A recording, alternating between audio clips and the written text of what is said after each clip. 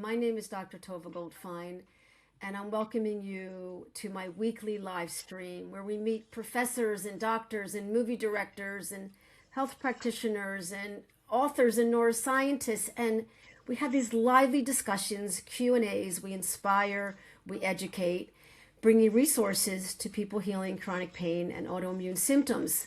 But most importantly, we meet so many people that are on their healing journey in recovery from everything to cancer, to MS, to all types of chronic pain and autoimmune diseases. We're educating the masses about the science and the art of healing. And I am blessed to be here one more week. And as I always say, I am not slowing down. It's been weekly for the last 7 years, and I am just beginning, just like our guest, Vanessa. So tonight, I'm inviting back Vanessa Blackstone to the RoundTable. She was with us.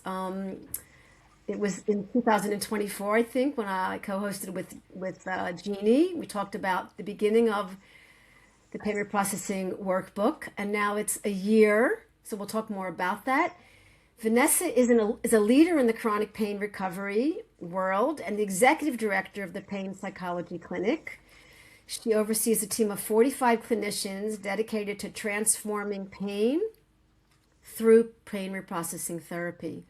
As co-author of the Pain Reprocessing Therapy workbook, her work has reached countless individuals seeking recovery beyond traditional pain management. She has trained hundreds of providers and led workshops. I've been in those amazing workshops, summits, and conferences on PRT and mind-body approaches. An early practitioner of PRT, Vanessa blends extensive expertise with a deeply empathetic and enthusiastic approach rooted in her personal recovery journey, which I do want to address tonight because Vanessa recovered from debilitating migraine headaches. And this is, way too popular in our chronic pain world. So I'd love the listeners to hear a little bit about, like in the beginning. I mean, give us a little bit of the details and, how you discovered that your brain was protecting you with these horrible headaches, and then how you integrated the PRT into your recovery. So welcome. Yes. Thank you. Thank you so much. I can't believe it's been that long since we spoke last. Um, but thank you so much for having me back. Wow, it's been a year and we're only a week in.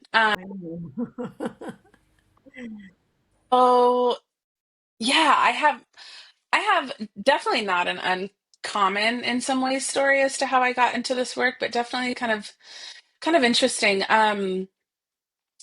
So my symptoms started when I was about 11.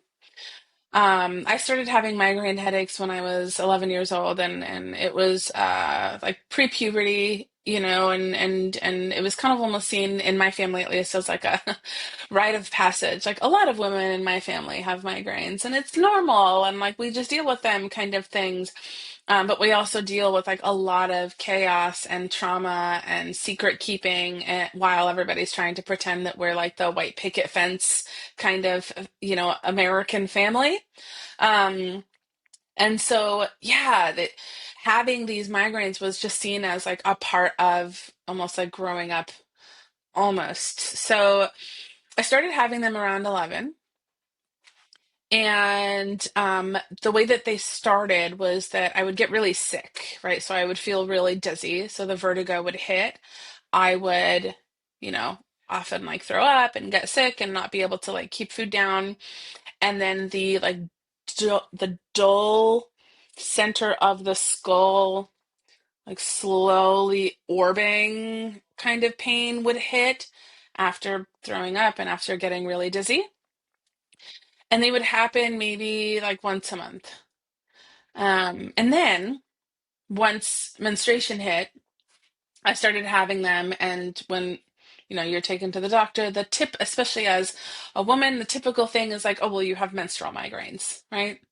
That was kind of the norm at that point, right? And so, okay, I just get migraines when it's that time of the month, and I just thought it was normal.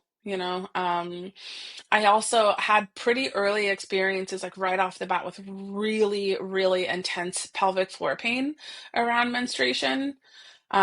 Like when I look back now, like the kind of cramping that I experience even to this day was like the same at that age. And it's pretty bad. It's like curling over kind of bad and not being able to stand up straight or catch your breath. But again, it was seen as normal. This is normal. This is just how your body is, right? This is just how life is. No big deal. So that's kind of how I dealt with things for a couple of years. And then when I hit 15, the cramping and the menstrual migraines became a little too unmanageable, like obviously unmanageable, where people were finally paying attention. People specifically like my grandparents, who I was mostly raised by. Um, and I'm a very transparent person, so I'll mention openly, my life growing up was not great. If anything, if I didn't have the grandparents that I have, I do not think that I would be where I am today. My grandparents are my best friends, like my Oh, favorite people in the wow. world. Um, my mom was 15 when she got pregnant with me and 16 when she had me, so very young. So my grandparents definitely raised us, and there were a lot of substance use issues, a lot of domestic violence from both parents or partners. Um, a lot of going to jail and coming home, a lot of getting evicted. There were so many times when like all of our belongings would be lost because they would be like in a storage unit because we got evicted from somewhere, and then that storage unit would go unpaid, and then they get rid of all your stuff. So this kind of life was pretty normal for us. So that was all, and then and then I had the grandparents, the wonderful grandparents who didn't know what to do, and the only thing that they knew to do was to pretend like everything was fine and happy and normal. So you're like in this weird place of like, when I go home to my mom after a weekend with my grandparents, like it's not normal and it's scary, and there's a lot of drug use and a lot of fighting, and I'm the oldest sibling who takes care of everybody. And when you're the oldest sibling who takes care of everybody, you're an over functioning, hyper functioning kind of person. So you're really good at getting through the hard stuff. You're too good at getting through hard stuff, Yeah. right? So, and you're right, you're parentified, you're taking care of everybody. So that was kind of my life. And eventually, when I was 15, we were removed from the home and put into foster care. So then life after that was foster care placements and moving a lot more than we already did, and not having like a steady place. And my senior year of high school was moving to an entirely new county to be placed back with our mom. So I didn't get to graduate with any of my friends. I didn't have any friends my senior year of high school. And once I finally got a car, I drove back home to my hometown a lot to spend time with my childhood friends, because those were the only friends that I had. So again, very like I'm on my own kind of life, and that's just how I grew up. And so in all of that, I'm just having all these symptoms that people are like, what's going on with your body? Like maybe something's wrong. And so right at the age of 15, at the time in which we were placed in foster care, is when I was taken to a gynecologist to get placed on birth control for the first time to manage both pelvic floor pain and migraines. At this point, the migraines were starting to become a couple of times a month, no longer just menstrual migraines. They were becoming more frequent and more intense.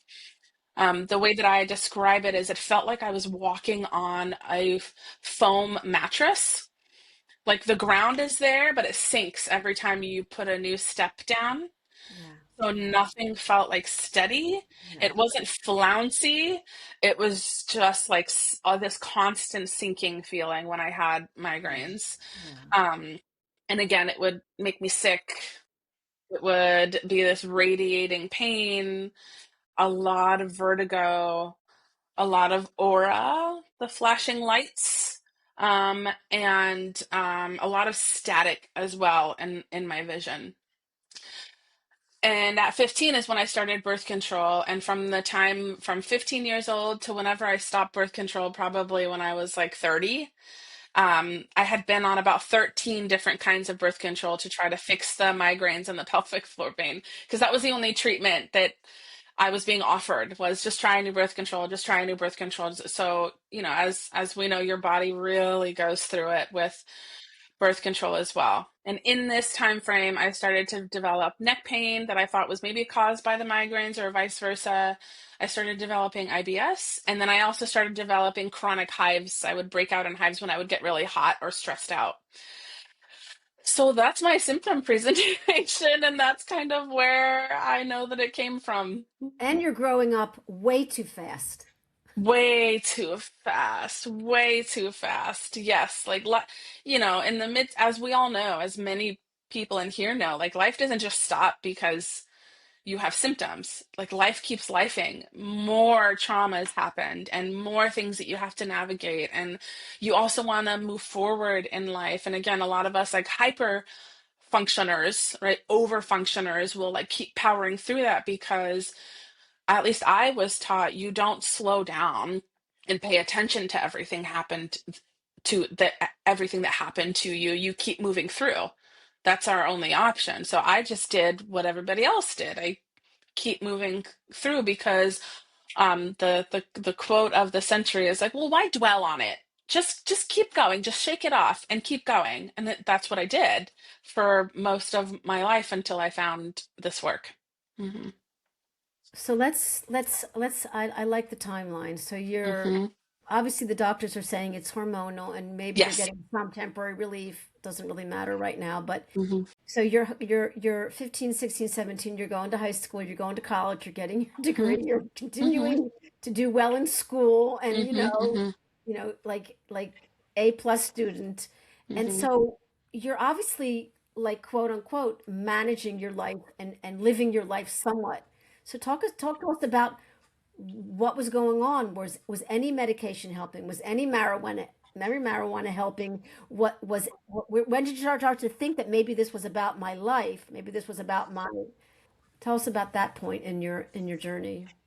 Yeah, I think I both radically accepted and identified with this cycle of symptoms. At this point, I had just started experiencing they called it aquagenic urticaria, because if you break out when you get hot, it the doctors thought like maybe that means that your pores aren't operating properly. Basically, you're like allergic to your own sweat. So that's what it was called for a long time. So at this point, I had all the symptoms. I was starting to have IBS. I was starting to have the chronic hives, the aquagenic urticaria, but the migraines were my staple.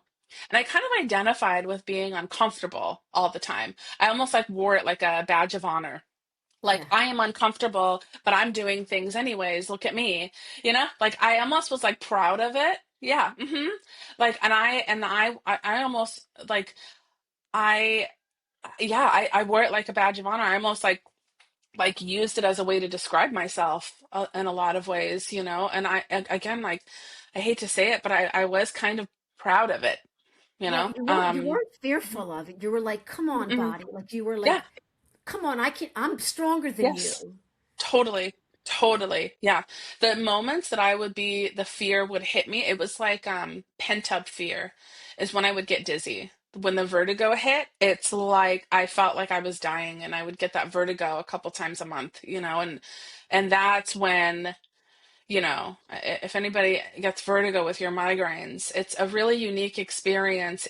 I don't know how that's a big symptom that I know that I'm starting to like get sick is when I start like drooling because you're so dizzy and you don't want to like close your mouth and the migraine is coming on and you start like that kind of trigger of a symptom. I would start panicking and hyperventilating, and that would be when all the pent up fear would come up. And that was around this time. That was kind of getting my feet wet in college. I started at a community college because I was still processing the years of foster care, and I don't know, I didn't feel ready for a 4-year university. That felt like too much of a life commitment. And I had younger siblings to take care of. And so I wasn't in a place to like go away and live in a dorm and things like that. I wasn't ready. So I went to a community college and lived by myself in the middle of nowhere independently, and just managed these symptoms. Just went to class, sat in the back. If I knew I wasn't having a good day, I would talk to my professors and say, this is what I'm dealing with, and I'm trying to get it figured out. And for the most part, everybody was always like really understanding. And if I walked out of class, they knew why, and I would meet with them after to get the homework. Like it was a nice little routine that I had. Symptoms and make sure that everybody knew so that I knew like where to get what I needed and when, So it was quite just that. It was just a routine for a long time, and it was totally normalized. Throughout this whole time, um, my symptoms got so much worse in grad school. Once I got to grad school, I I just think it was a new kind of pressure. I think it was a new momentum in my life. And, granted, like during this time, life was not good, right? Like I couldn't figure out my way with, with intimate relationships, like romantic relationships. I was really struggling with feeling like I was repeating the cycle of my parents, but I also didn't know what to look for in healthy relationships. Like I felt like nobody taught me about how to kind of build my own like values and morals and maintain those in the relationships that I seek out, whether it was romantic relationships or friendships. So during this time, I'm figuring out like what my relationships are supposed to look like. Um, my parent was also relapsing. There's a constant ebb and flow of my siblings like being removed again. My younger brother was officially diagnosed with epilepsy by the age of 6, I believe. And so we were dealing with that too. And I was also kind of like losing sight of what I wanted. I was in college, but something about what I was going for didn't feel right, career wise. I was wanting to work with in substance use and recovery. I wanted to work with former foster youth. I was like one of the youngest employees at this nonprofit organization. Um, and I just like I felt a little lost for a long time. And then I think once something clicked in grad school, once I really was like, oh, I know what direction I'm going in, I felt worse. Everything got so much worse. Yeah. And that was when all of this came to a head. That's when I was probably trying my, you know, 12th kind of birth control. Um, that's when I would have IBS and a 10 out of 10 migraine, neck pain, and be breaking out in hives all at the same time while sitting in a grad school class. So it's like I really wanted to get up and go to the bathroom because I was unsure of my ability to like stay in the seat. But then as soon as I would get up, everything would spin and the foam mattress would come back. And then the more distressed I got, the more hot I would get, and I would start breaking out in hives. And I just like felt like I was going crazy for most of grad school. I don't know how I did it. I was the president of the honor society, so I had to have over a 4.0. I know. I had the hardest practicum that you can get. And I was on a research project. I was working full time and I was in school full time. I don't know what I was doing. I know. When I talk about it, I feel like tired when I talk about it. Like my body automatically feels like I Mhm. feel yawny and my eyes water because I get tired and Well, I'm you like, must whoa. have had some belief. Look, thank God. I mean, like there was something in in your brain and Hmm. body, in your Hmm. subconscious, unconscious. It was like there's a lesson for me here. There's some kind of Yeah. there's a reason, and I'm not a victim. I will continue, Hmm. and that is why probably you were able to function even Hmm. more so because you had the hope and belief that your body. I don't know what was going on in your emotional state. What were you thinking? I think, to be honest, like on an unconscious level, I think I knew what I needed to do in my life. I think I knew what I needed to do in terms of like, I needed to learn how to protect myself from my parent. I knew that I needed to pull back from my over responsibility of parenting my siblings when they're not my kids. um, I knew, but I wasn't ready, you know? Like I wasn't ready for it yet. And it always makes me tear up when I talk about it because I feel like in some way I feel so sad for that person in grad school that was so excited to be at the dream school. I went to USC. That was my dream school. I went to those football games growing up. It's really big to go to USC's football games because they're huge. They're at this big coliseum, and I remember I used to go as a kid, and my sister's dad would say like, "Oh, if one of you guys ever went here, I would be so happy." And when I finally went there, he had gotten remarried, so he didn't want to talk to me anymore because his new wife wasn't okay with it. And all I wanted to do was like tell him that I'm like at the school, but there was no one to tell, and I'm parenting my parent and I'm taking care of his kids, and I'm like, ah, like I knew what I needed, but I wasn't ready yet. I just needed to keep powering through. I needed to keep feeling like if I could just like get through to the other side, I'd be fine. And I wasn't. And when I was at graduation, I was miserable. I had gotten into a PhD program and I was getting ready to go into a PhD for mindfulness-based relapse prevention, modality used for substance use and recovery. That is actually, if anyone is interested in going down that rabbit hole, it's very similar to pain reprocessing therapy. It's just for substance use and recovery. They have an exercise in the modality called urge surfing. And mind you, like if you are in recovery or have navigated your recovery, this modality can work quite contradictory to the AA model. So if anybody is close to the AA model, that's totally okay. Whatever works for every individual. It's just there's still like a high relapse rate with certain models. And so what the mindfulness-based relapse prevention model did is go, maybe we're missing something, just like pain reprocessing therapy, right? Maybe there's something that we're missing in recovery. Like maybe we need to make a different approach.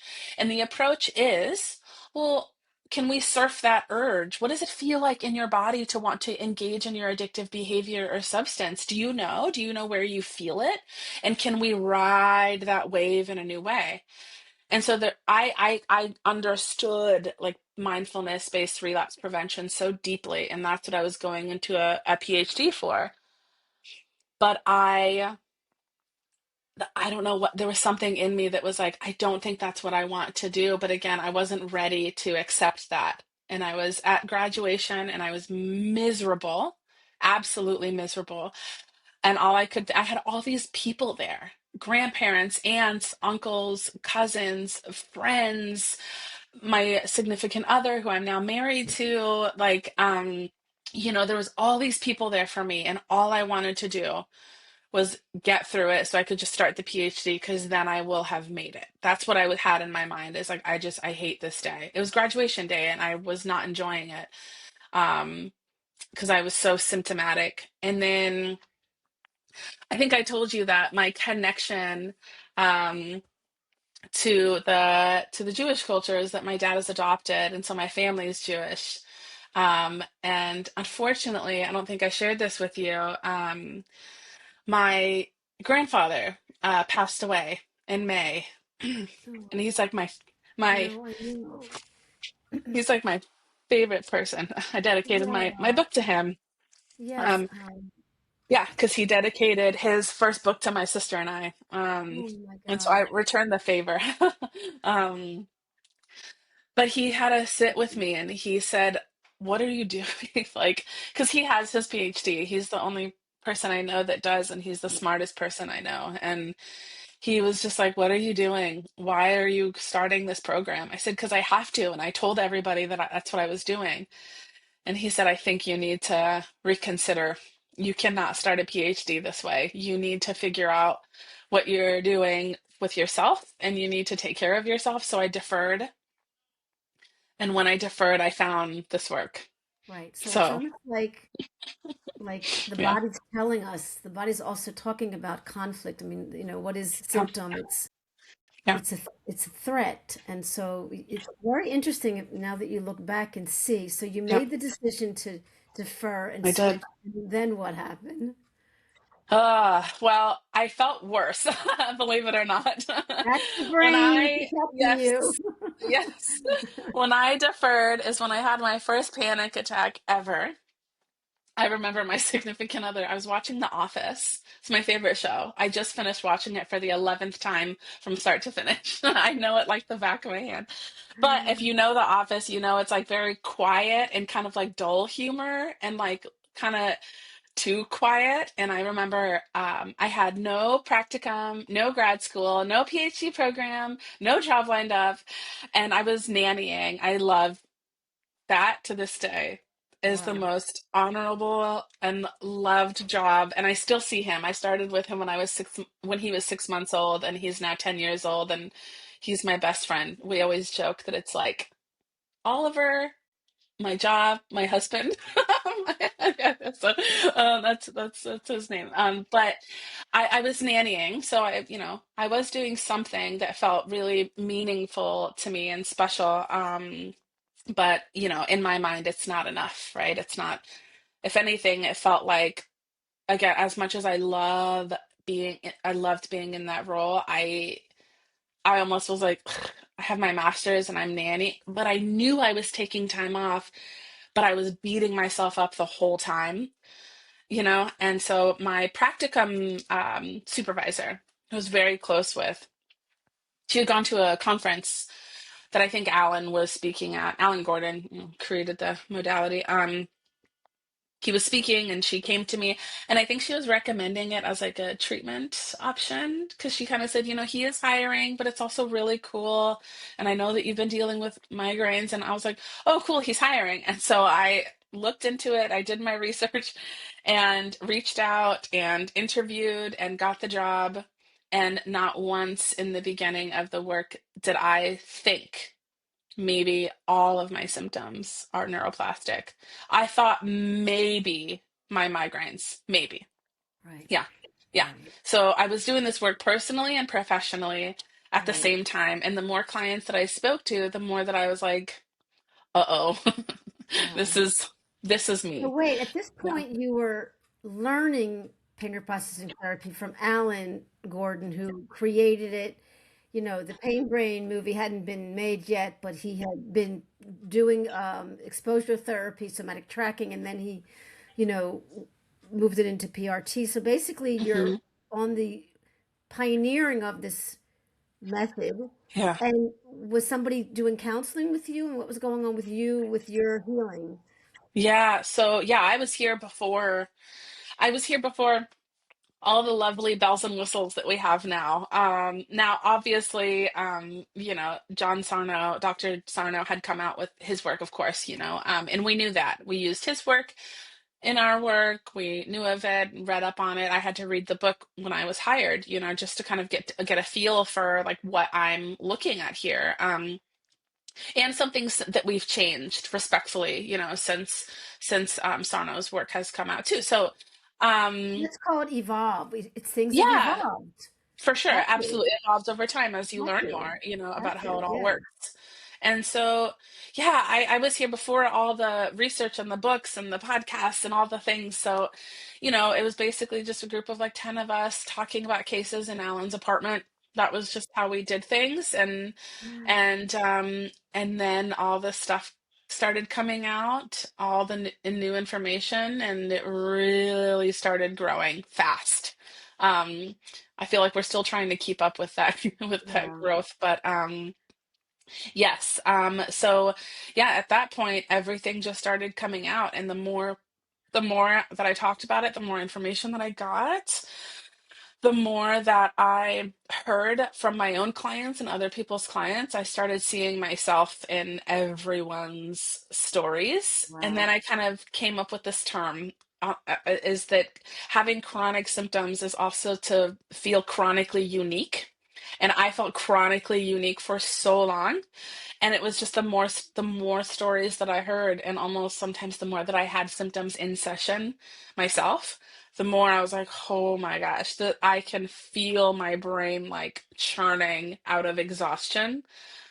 And yeah, all of the work just started Yeah, fitting but I for me. think what you're saying is that, what we recommend to people, and again, you kept living your life. I mean, there are people who just say, well, I'm going to Oh, bow out, get better, and go right. back to my life. And you say it over and over in many different ways in the book. you know being Mhm. in your life, being in the game is where you're going to have to do the healing so the brain learns. So can you talk about that? Because that's exactly what you did. You didn't stop and say, I'm going on a retreat, I got to heal these Right. migraines. You're like, so talk a little bit about you, and looking back now that you were applying PRT and now hmm you're in it more. So talk about that. Yeah, I'll say that I tell clients of this because I get people ask me about my story all the time, and I'm always happy to share it. And sometimes when I do share it, I notice something. I notice what comes up for folks sometimes is they compare themselves and they're like, well, I can't do that. Like you've powered through. I don't power through. I shut down. And then in comes the chronic uniqueness. Like I'm different. This is different for me. It's going to be different for me. And I tell people, like, first and foremost, take a, like, me powering through is no better than you shutting down. Trust me. It might look pretty, but it's not. Sometimes it feels like a badge of honor and or an honorable trait. And it may seem like that because it's a functioning trait, but I'm not functioning.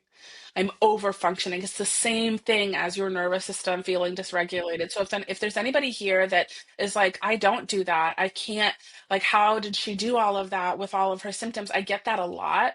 And I really try to emphasize it's not like I'm proud of the work that I've done, but overpowering is not admirable. There's not something better in it. It's a just as much of a dysregulation as shutting down.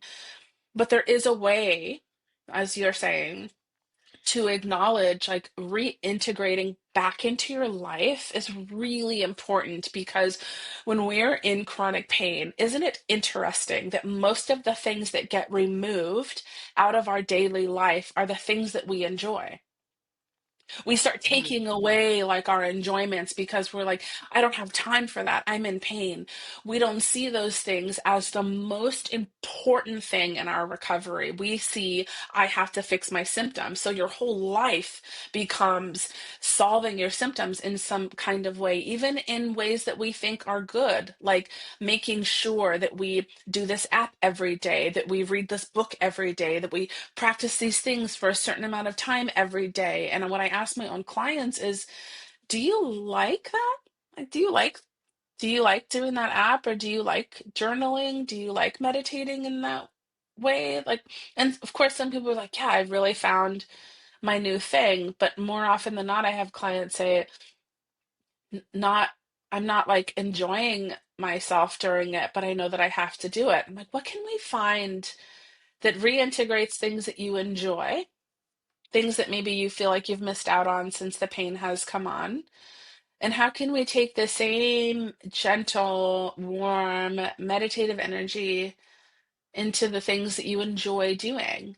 And can Oh, we bring amazing. that back into your life in some kind of way that works for you so that your day isn't just filled with trying to get better, but your day is filled with reintegrating yourself into your life? Yeah, amazing, amazing take home. Like hmm I say, put in your back pocket, apply hmm it today, shift to the right, shift to the left, and apply that hmm amazing insight. So, Yeah. okay, so now are you at this point exercising and journaling and meditating and applying PRT and talking to your brain and having a Mhm. relationship and having coffee with your fears and going to the gym with your anger? Like, what's happening on that front? Yeah. Yeah. Today, I mean, you know what's so funny is I don't know I don't know what I do. I don't know. I don't know like I don't know what, and there's a reason behind this. There's a point here. I don't know what I do about my symptoms. And I that's the whole point. Um, this last year, 2025, has been really hard. I got married and then I moved to this amazing new place by the beach. And the book is doing so well, but then my favorite person in the world died suddenly, and as a family, we had to be in the hospital together to make a decision together about letting him go, which was probably the hardest thing I ever had to do. And then this is a very teary day. And then I had to say goodbye to my older dog shortly after that I've had since I was 19. That's like protected me through everything, and I wasn't ready for that. I mean, you're never ready, but that I really was not. Like I really I really couldn't handle that one. I'm still trying to figure out how to navigate that one. Pet grief, we could have a whole other thing on pet grief and the nervous system. Yeah. Man, that stuff destroys you. Yeah, And but I nobody think talks about it. yeah, but I think what you're saying, Vanessa, and please correct me because I'm a student here. I'm still a student all the time. You know, you can have stress. You can be living Yes, under threat. I've lived in a bomb shelter for a few yes, days. yes. You can have stress, but it doesn't have to be to reflect in your physiological physical body. You can Mm-hmm. just feel shitty, feel Yep. scared, Mm-hmm. feel Mm-hmm. angry. And so Yep. this is what we're saying. Like these things Yes. happen to you and they're real traumas in your life and Yes. real places you will Mm-hmm. never, ever, ever forget. And you will honor Mm-hmm. your Saba, which is Mm-hmm. grandfather in Hebrew, Mm-hmm. but did you go through this year having migraines? Or were you able No. to not? I don't even, I said this to a client the other day. I said, this client always asks questions. What's your, it's really sweet. What's your experience like and how you've had, like, what's going, just to help themselves. And I said, I've had a really hard year and I don't, like, if I have had a symptom, I'm so far removed from calling it a symptom that if I had a symptom, I probably just thought I wasn't having a great day and wasn't feeling good and was like, oh, I need to take a nap, or I need to watch my favorite show, or I need to like let my hair down literally, or like I just need to like spend time with my friends, or I need to get away, or something. I took it as a need, as pain, PAIN is pay attention inside, and I took it as a need. I took it as like, oh, I need something. So if I felt anything, I don't know if it was a symptom and I don't know what I did about it because I've learned through this work to tend to myself in a way that is able to recognize like when I am uncomfortable, I need something. And it's nothing to be afraid of. It's something to be attuned to and knowing that whether it's speaking how I really feel, circling back to a conversation and saying, actually, like I was really upset about what you said, or or taking care of myself, or realizing like I'm having a really hard day with like all this loss and I'm missing everyone. And so I need to like be gentler on what how I treat myself. It's about like it's really been about recognizing that, like you're saying, having stress in your life is inevitable. It's to human is to feel stressed, is to go through things, right? But it's what we do with it. There's a saying like how you respond to getting hit by the first arrow will determine whether or not you get hit by a second one, right? And Yeah. that's what I feel like I've been doing. And so when I really think about this last year, my mind goes, it panics for a second. It goes, did we, did I power through that? Did I do my, and I'm like, no, I don't think, I think I just listened to myself. I think and because I think that having symptoms is like normal, even to this day. So I'm like, I felt okay, or I haven't had a bad migraine day or what have you. And oh, that's weird. Like, did I just power through? No, I didn't, because I have to trust that like my nervous system is still walking down that new path that we've created, right? And the old path is kind of like grown over and unclear about what direction to go in because we haven't walked down it in a long time, right?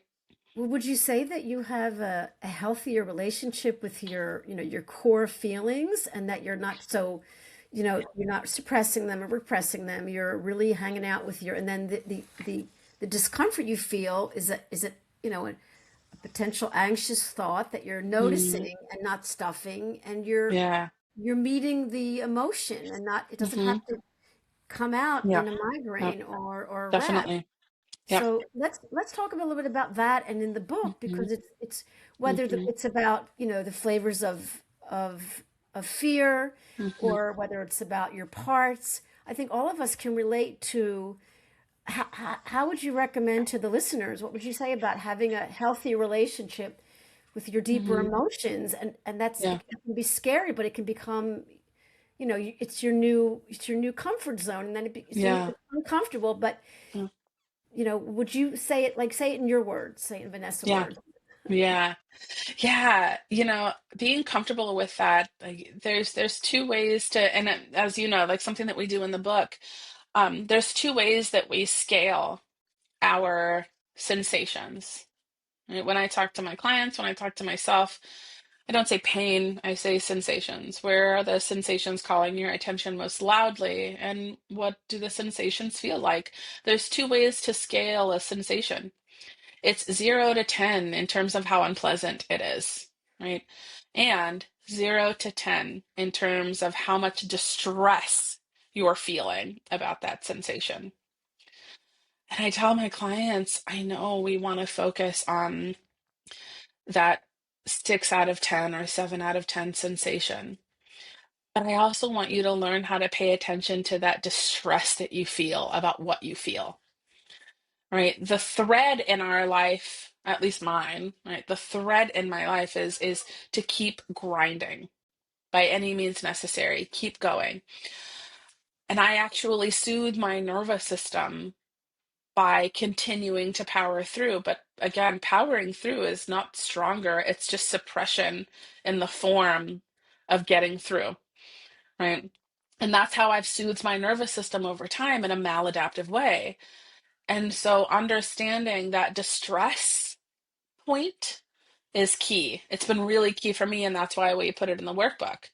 It's not just about the pain that you feel, but it's also about how much distress about the pain do you feel and where do you feel that, right? And learning that that is our reaction to the pain, and we're tending to that feeling in a new way. That distress is what keeps us really preoccupied about our symptoms. And I have 4 ways that I really like to emphasize how we navigate migraines using pain reprocessing therapy. The first one is addressing preoccupation, right? Are we preoccupied with structural? Are we preoccupied with problem solving? Are we preoccupied with the past? I used to be so much better. Are we preoccupied with the future? I'm never going to get better. Can we name what our preoccupation sounds like and come back to finding a more neutral place in the body? Something where something is not going on. No pain, no pleasant sensations, just like a neutral part. Our kneecaps or, you know, our toes, the tip of your nose, no matter how small. Noticing I'm really preoccupied with problem solving this right now, and find my neutral sensation and see, put a timer on your phone for 60 seconds if you can just stay focused, Wow, zeroed in on that neutral sensation spot for 60 seconds. amazing. All right, that's a way to get out of your head and into your body, paying attention to something that isn't super exciting and see how long you can stay there, right? So, addressing preoccupation.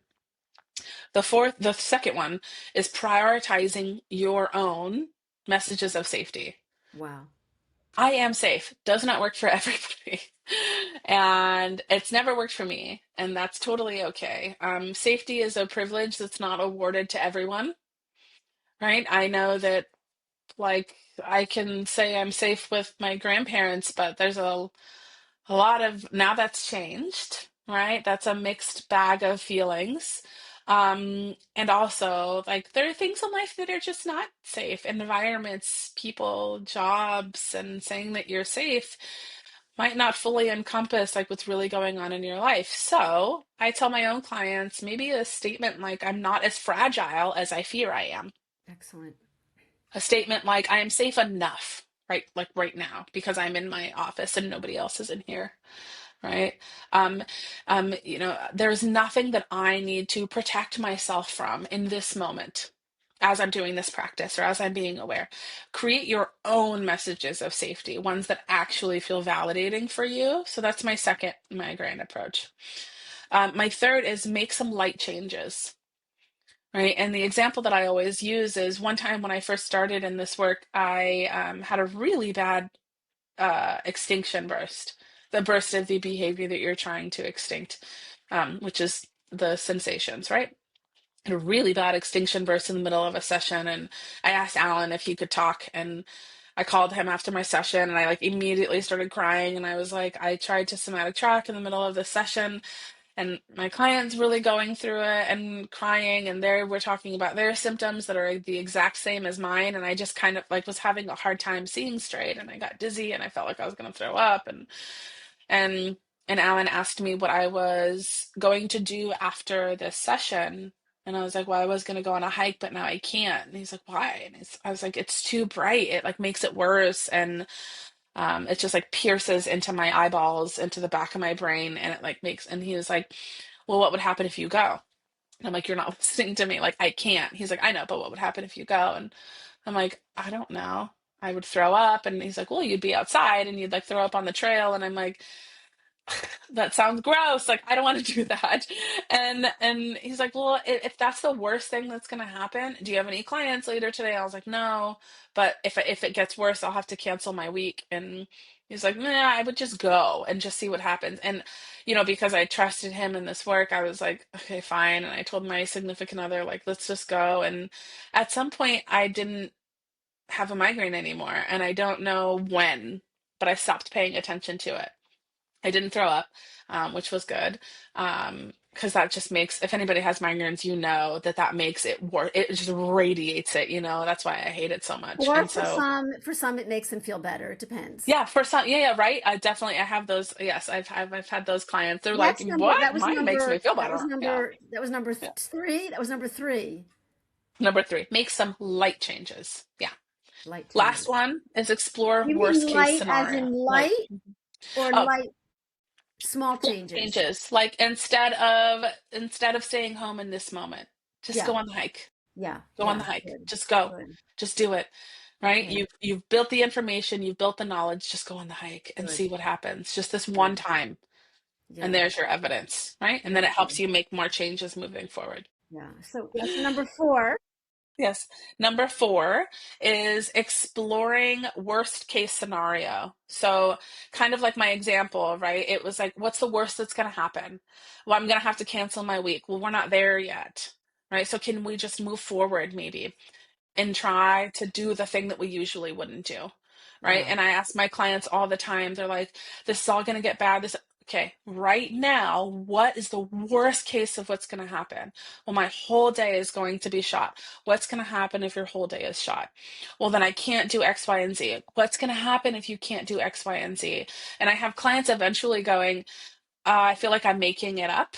I'm like searching for an answer just to answer your question. I'm like, yes, because worst case scenario is not actually worst case scenario, right? Yeah. Wow. So preoccupation, your own messages of safety, make some light changes, explore worst case scenario. Yeah. And I really think people can apply those four Yeah. insights no matter what No matter. symptom they're having. Yeah. They're excellent. They're excellent, Yeah. excellent Yeah. strategies. Yeah. So we're going to have to round up because I know you have a client at the Perfect. top of the Yeah. hour, but Vanessa, I would love for you also. I mean, this is the book, and I just think Yeah. it's like we all love Howard Trubiner's book Unlearn Your Pain. It's just Yes. heavy, it's packed. Yeah. It's like and so to have the both books, I have the Yes. Unlearn Your Pain by my Yeah. side, but here's the Mhm. book, and I would love you to share with the listeners maybe a favorite, not a favorite, but like it's such a personal, organic Yes. process. So I know you have a number of meditations in there, but what would regarding meditation, regarding the spaceman, or regarding the flavors of fear, and but like what do you think? Do you think for people it's just the breathing deeply and activating the vagus nerve for people to meditate? Because this is a way to calm the nervous system. This is a way to activate the vagus nerve and calm down and build a new pathway. And so maybe just chat a little bit more about the breathing, the meditation, the implementing the PRT into our healing journey. Yes. I first and foremost, one of the go-to practices that I use with my own clients, all I need someone to get familiar with is dropping into their body instead of getting out. Love it. It's not something that we label explicitly in the workbook, but you see it in a lot of different ways throughout the practices, right?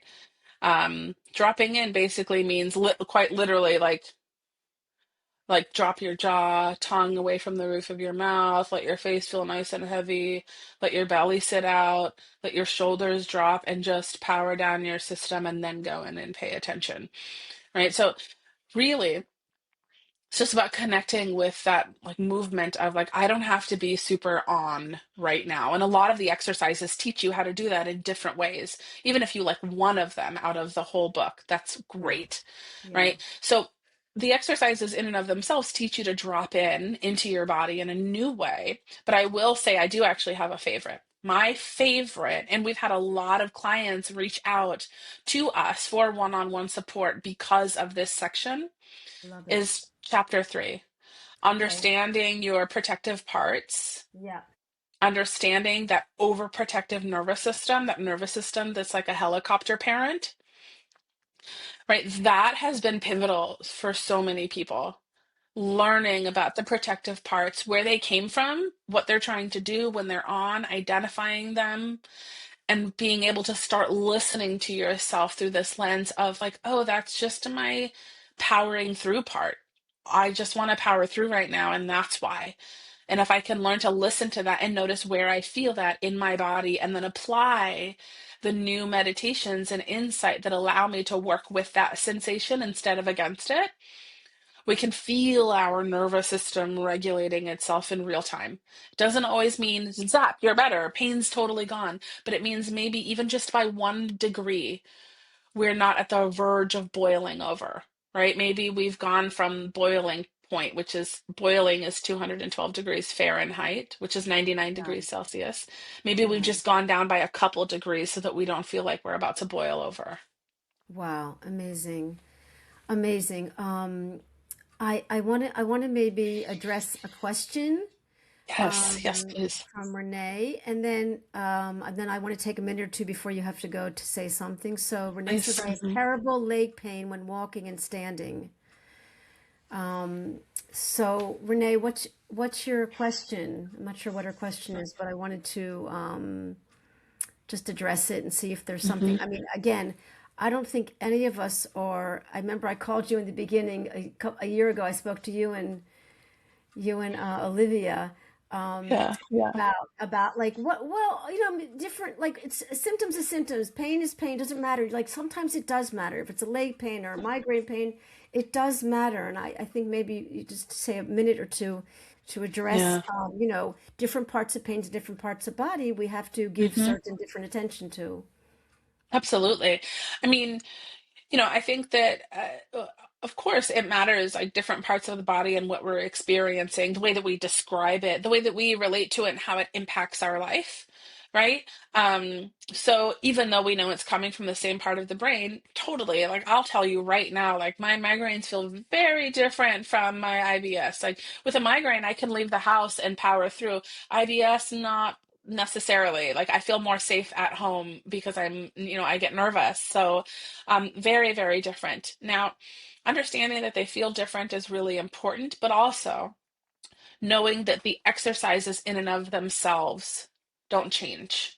The practices around them don't change. We might describe it differently, and each sensation might come with like different limitations, but the way in which we relate to it, pay attention to it, and practice a new perspective with it stays the same. Yeah. And I have clients say to me all the time, I have this other sensation, but I feel like I know what you're going to say. And I'm like, what am I going to say? And they say that it's coming from the same part of my brain and the treatment is the same. I'm like, exactly. So can we apply the same practice that's worked for you here, now there? And sometimes just being walked through that and reminded of that is like, oh yeah, okay, that's so good to know. I thought I had to do something different about it. Right. Right. Yeah. Right. Let's have like a monthly pain reprocessing therapy Yeah. like broadcast. Yeah. And because you're so like sababa is the word, it means cool in Hebrew. Like you're Yeah. just laid, like you're good with us, you're talking, you're like real, Aw, you're I love vulnerable, it. you're naked with your clothes on, like you're really Yes. real. And we want to all believe that like we're not any special. We will get through this. We don't have to be Dalai Lama on the mountain. We will Right. heal, we Totally. will recover. And so let's meet Mm. again. Yes, please. We're second in a day, and then we can even honor Yeah. your Saba. We can have a special show and call him Yes, I love it. into the studio Yeah. with us. Your Saba. Mm. What was his name? Harvey Levinson. Harvey. Ugh, Yeah. okay. Anyway, Oh, in his yes. honor, may Hmm. his soul rise and merit the amazing Yeah. granddaughter he raised, Yeah. because you are Oh, helping thank you. so many people. So get on to the Thank rest of you. your day. We're going to schedule Yes. another Yes. sequel. I would love to do a monthly. And I'll just say Renee's point, I have Mhm. difficulty dropping in while standing and Thank you. walking. Meet yourself where you are at. If you can't stand or walk and do the what, you don't have to. You don't have to make it work. Meet yourself where you are at. Practice these things when you're in a position where you can access that feeling of I'm safe enough right now. Right. So you don't have to like challenge yourself in order to like teach your brain a lesson. You're trying to work with your nervous system. And if your nervous system is saying, I don't want to stand up right now, use the work in a place where you feel like you can access that safety more. You don't have to white knuckle. Beautiful. Hmm. Beautiful. Yeah. Thank you. Till we meet Thank again. you. Have a wonderful Yes. In a day. month. Okay. Bye, my dear. Bye. Thank you Bye, so much. everyone. Thank you. Okay.